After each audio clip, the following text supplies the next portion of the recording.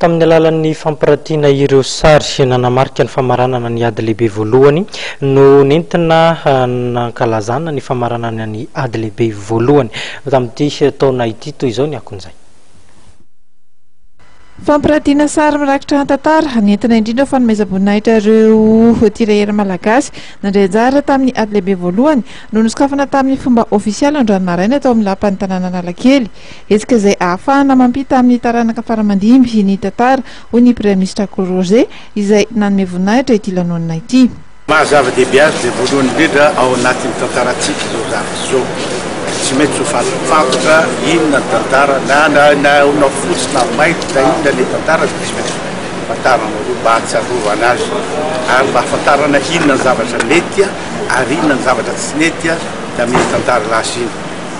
Zavatra azo atao hoe mety moa no tena azogatsika fa tsy mety moa dia azo hoe jerena maningy fa ny mety dia hoe niady roan'ny fahafahana niady zany nakanesan'izareo malagasy tirailleurs tamin'izany moa mbola tsy dia misy loatra hoe arrière-pensée ny karazany fa ty hoe hiady misy olona any misy olona mitady hoe anageja dia zany fantan'izareo dia nandeha zareo amin'ny fo ampatsorana dia hiady contre amin'ny fanagejana.